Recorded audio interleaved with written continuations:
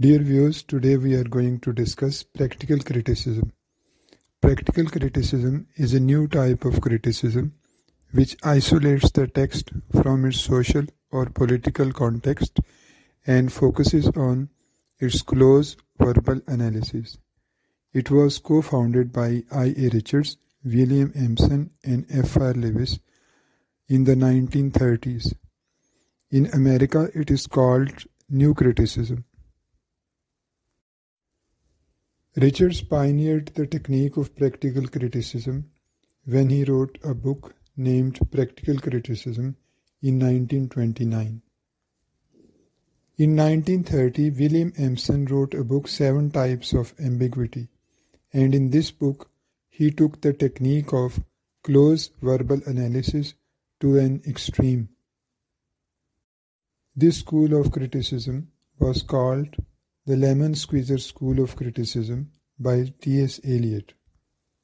F.R. Lewis is the most influential figure in 20th century British criticism. In 1932, F.R. Lewis and his wife, Q.D. Lewis, co-founded an important journal called Scrutiny and produced it for 21 years. It extended the close reading method beyond poetry to novels and other material. Important assumptions of practical criticism. I.A. Richards believed that poetry was a means to cure the spiritual malaise of the modern world that was heading for chaos. He was of the view that poetry frees man of his habitual narrowness of interest and produces composure in his personality. His conviction in the redemptive power of poetry reminds us of Matthew Arnold. Arnold apprehended that English culture was threatened by a process of secularization. Especially Darwin's theory of evolution had undermined the authority of Bible and Church. Therefore, Arnold foresaw a semi-religious role for poetry. He said, without poetry, our science will be incomplete. He further said, religion and philosophy will be replaced by poetry. Arnold believed that poetry had a unique power of making sense of life, a sense from which we can draw comfort and strength. Similarly, I.A. Richards believed that poetry and the arts in general can save us because they are storehouse of recorded values.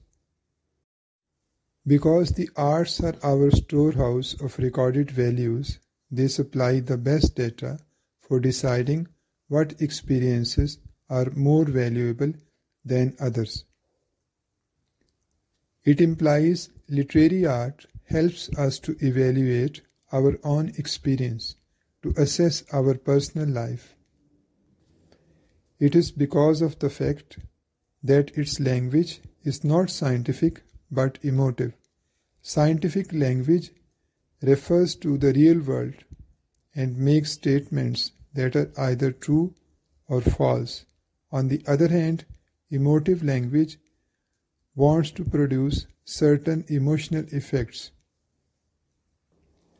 Therefore, literature conveys a certain type of knowledge which is not scientific and factual, but is related to values and meaningfulness.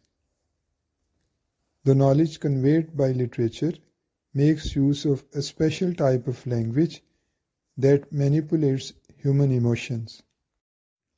Now a word about the critical approach of F.R. Lewis. Lewis too started out with poetry and took Eliot's views as his guiding light. However, his view of the later 1940s, in which he sets out to reevaluate the English novel, is more pertinent here. In his discussions of poetry, Lewis included a moralistic dimension that is conspicuously absent from the work of the new critics. In other words, Lewis thinks that content is more important than form. On the other hand, the new critics believed that form and content were inextricably interwoven, and that interweaving determined the quality of the text under discussion. On the other hand, Lewis believed that authentic representation of life depended on a writer's personal authenticity and moral integrity. He said novelists were great because they were distinguished by a vital capacity for experience.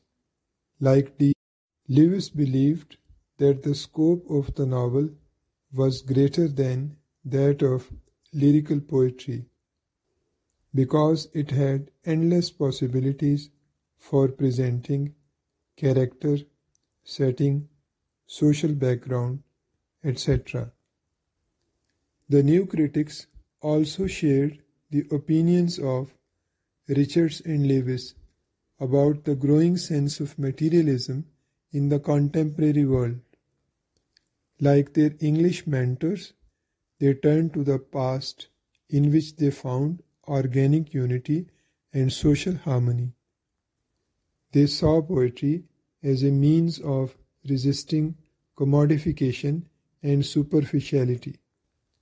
They also believed that poems are storehouses of authentic values and express important truths about the complexities of life. Following in the footsteps of I.A. Richards, the new critics excluded both the poet and the reader from their approach to poetry. In a way, they had a formalist approach towards literature, but they are not interested in the form for its own sake, but as contributing to the meaning of a text. In this connection, Clent Brooks says, the poet's language is a language in which the connotations play as great a part as the denotations. They believed that the act of summarizing a poem was reductive and damaging. New critics warned others of the intentional fallacy and the affective fallacy. The intentional fallacy is to confuse what the author intended in the writing of a poem with what is actually there on the page. The actual text should be our guide, not what the author has wanted to say. In this connection, D.H. Lawrence says, never trust the artist, trust the tale. While the intentional fallacy is related to the author, the affective fallacy is related to the reader. Readers who are prone to this fallacy confuse their own emotional response to the poem with what the poem really tells them. The way the poem affects them blinds them to its reality. The technique of close reading, which was evolved by Richards and Lewis, was further developed by the new critics. They dismissed the author's intentions and the reader's response and restricted their criticism to the analysis of the techniques which were hidden in the poems and produced paradoxical effects. The new critics advocated that it is not the intention of the author that organizes a poem, but its principle of coherence, which is present and active in any good poem.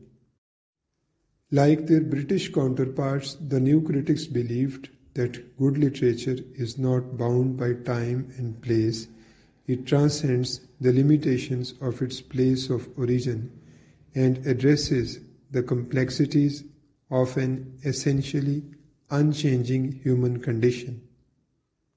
To conclude, new criticism is the American variant of practical criticism.